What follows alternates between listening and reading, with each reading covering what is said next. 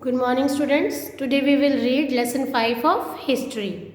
Kingdoms, kings and early republic. यानी राज्य, राजा और एक प्राचीन गणराज्य. In this lesson we will read about how some men become rulers. यानी कि कुछ लोग राजा कैसे बन गए, क्योंकि स्टार्टिंग से ही तो राजा थे नहीं. Then in second point we will read about Janapadas यानी जनपद के बारे में पढ़ेंगे, कैसे कुछ बड़े राज्य होते थे. इन नंबर 3 पॉइंट महाजनापदास यानी a group of Janapadas. Then number 4 taxes. उस टाइम राजा टैक्सेस कैसे लेते थे लोगों से और वो उन टैक्सेस का कैसे यूज़ करते थे लोगों के भलाई के लिए. Now we will read in detail about these points from our textbook. Election day.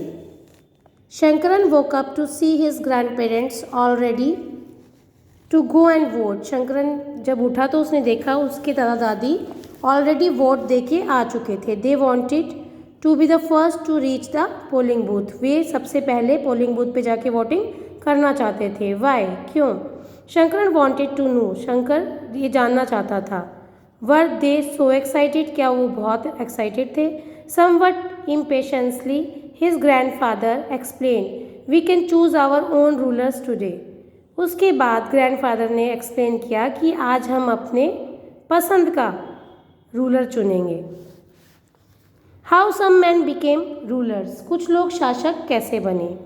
Choosing leaders और rulers by voting is something that has become common during the last 50 years or so. How did man become rulers in the past? Some of the rajas we read about in chapter 4 were probably chosen by the jana, the people. But around 3000 years ago, we find some changes taking place in the ways in which rajas were chosen. Some men now become recognized as rajas by performing very big sacrifices. हमने देखा कि आज लगभग 50 years से ये choose चल रहा है कि वोटिंग सिस्टम चल रहा है जिससे हम अपने खुद के लीडर्स को चुनते हैं और उनको कोई भी ड्यूटीज़ देते हैं. लेकिन पास्ट में राजा कैसे बनते थे. कुछ राजाओं के बारे में हमने चैप्टर 4 में पढ़ा जो कि लोगों द्वारा चुने गए थे. लेकिन 3000 साल पहले कैसे हुआ, राजा कैसे बनाए जाते थे. ठीक है ना. Some man now become recognise as raja by performing. लेकिन तब कुछ लोग बहुत बड़े बड़े बलिदान देकर राजा बन जाते थे. द अश्वमेध और horse sacrifice was one such ritual. A horse was let loose to wander freely and it was guarded by the raja's man. If the horse wandered into the kingdoms of other rajas and they stopped it, they had to fight. If they allowed the horse to pass, it meant that they accepted that the Raja who wanted to perform the sacrifice was stronger than them. These Rajas were then invited to the sacrifice, which was performed by specially trained priests who were rewarded with gifts. The Raja who organized the sacrifice was recognized as being very powerful, and all those who came brought gifts for him. अश्वमेध यज्ञ एक ऐसा ही आयोजन था यानी कि बड़े बड़े यज्ञों को करकर राजा के रूप में प्रतिष्ठित हो जाते थे पहले ज़माने में लोग. आपने रामायण में भी देखा था कि श्री राम ने यज्ञ किया था. अश्वमेध यज्ञ एक ऐसा ही आयोजन था जिसमें एक घोड़े को राजा के लोगों की देखरेख में छोड़ दिया जाता था और इस घोड़े को किसी दूसरे राजा ने रोका तो उसे वहाँ अश्वमेध यज्ञ करने वाले राजा से लड़ाई करनी पड़ती थी. अगर उन्होंने घोड़े को जाने दिया तो इसका मतलब यह होता था कि अश्वमेध करने वाला राजा उनसे ज़्यादा शक्तिशाली था. इसके बाद उन राजाओं को यज्ञ में आमंत्रित किया जाता था. यह यज्ञ विशिष्ट पुरोहितों द्वारा संपन्न किया जाता था. इसके लिए उन्हें उपहारों से सम्मानित किया जाता था और इस यज्ञ को करने वाला राजा बहुत ही शक्तिशाली माना जाता था. यज्ञ में आमंत्रित सभी राजा उस राजा के लिए जिसने यज्ञ का आयोजन किया था उसके लिए उपहार लाते थे. The rajas was a central figure in these ritual. He often had a special seat, a throne और a tiger skin. His charioteer, who was his companion in the battle, filled and witnessed his exploits, chanted tales of his glory. His relatives, especially his wives and sons, had to perform a variety of minor rituals. The other Rajas were simply spectators who had to sit and watch the performance of the sacrifice. Priests performed the ritual, including the sprinkling of sacred water on the king. The ordinary people, dervish or Vaishya, also brought gifts. However, some people, such as those who were regarded as Shudras by the priest, were excluded from many rituals. क्या होता था? इन सभी आयोजनों में राजा का मुख्य स्थान होता था। उसे राज सिंहासन या बाघ की खाल के विशेष आसन पर बिठाया जाता था और युद्ध क्षेत्र में राजा का सारथी ही उसका सहचर होता था। यज्ञ के अवसर पर वह राजा की विजय तथा अन्य गुणों का गान करता था। राजा के सगे संबंधी, खासकर उसकी रानियां तथा पुत्रों को भी कई कई छोटे छोटे अनुष्ठान करने होते थे। अन्य सारे आमंत्रित राजाओं का काम सिर्फ बैठकर यज्ञ की पूरी प्रक्रिया को देखना था। राजा के ऊपर पुरोहित पवित्र जल के छिड़काव के साथ साथ अन्य कई अनुष्ठान करता था। विष अथवा वैश्य जैसे सामान्य लोग उपहार लाते थे, जिन्हें पुरोहित शूद्र मानते थे। उन्हें कई अनुष्ठानों में शामिल नहीं किया जाता था। Janapadas. The rajas who performed these big sacrifices were now recognized as being rajas of Janpadas rather than Janas. The word Janpada literally means the land where the Jana set its foot and settled down. Some important Janpadas are shown on map 4. Archaeologists have excavated a number of settlements in these Janpadas, such as Purana Kila in Delhi, Hastinapur near Meerut, and Atranji Khera near Itaha. The last two are in Uttar Pradesh.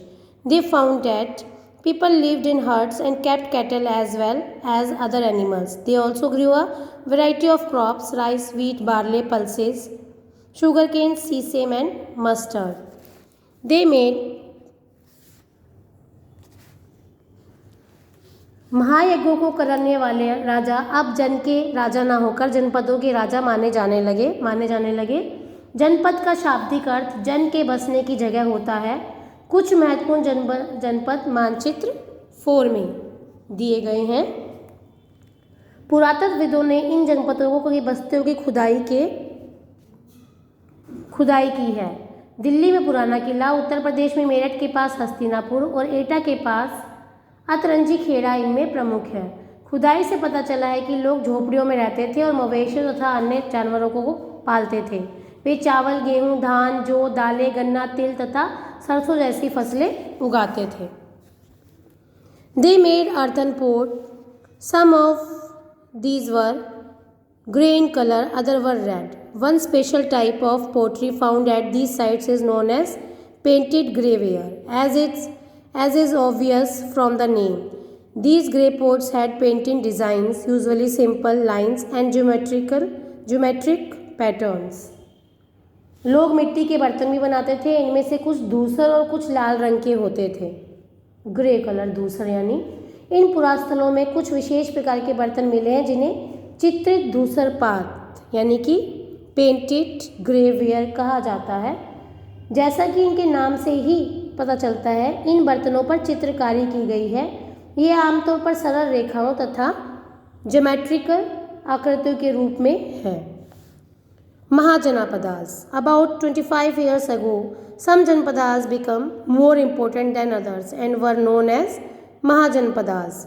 Some of these are shown on map 4. Most Mahajanpadas had a capital city. Many of these were fortified. These means that huge walls of wood, brick or stone were built around them. करीब 2500 साल पहले कुछ जनपदास जो थे वो अधिक महत्वपूर्ण हो गए। इन्हें महाजनपद कहा जाने लगा। मानचित्र 4 में कुछ महाजनपदों को दिखाया गया है। अधिकतर महाजनपदों की एक राजधानी होती थी। कई राजधानियों में किलेबंदी की गई थी, अर्थात इनके चारों ओर लकड़ी, ईंट तथा पत्थर की ऊंची दीवारें बनाई गई थी।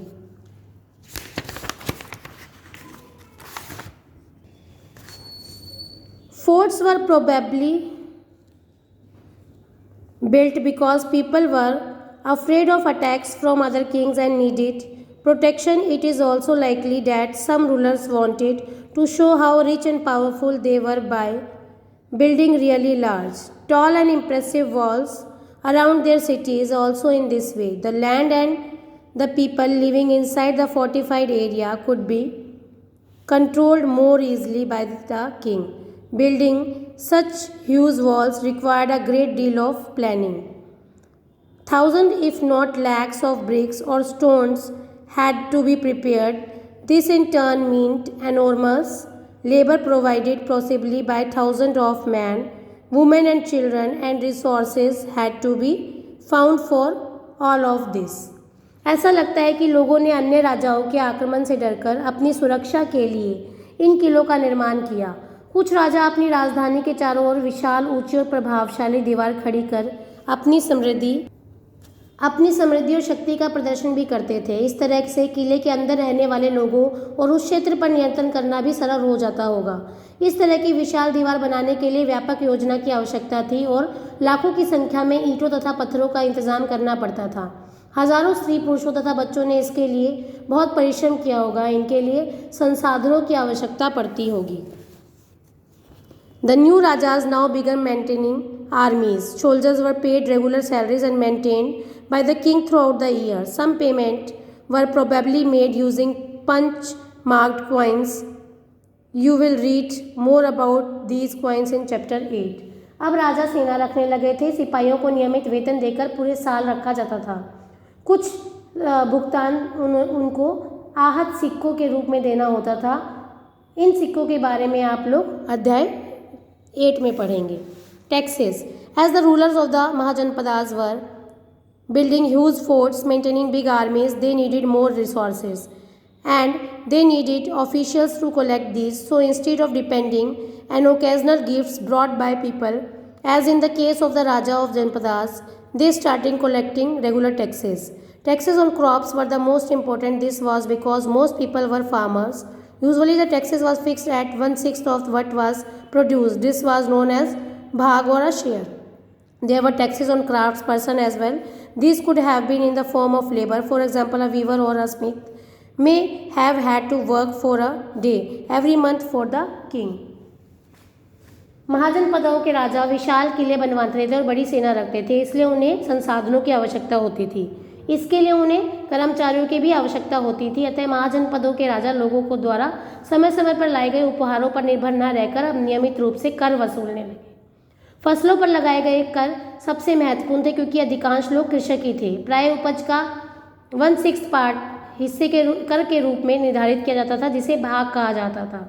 कारीगरों के ऊपर भी कर लगाए गए जो प्राय श्रम के रूप में चुकाए जाते थे, जैसे कि एक बुनकर, लोहार या सुनार को राजा के लिए महीने में एक दिन काम करना पड़ता था। Herders were also expected to pay taxes in the form of animals and animal produce. पशुपालकों को जानवरों या उसके उत्पाद के रूप में कर देना पड़ता था।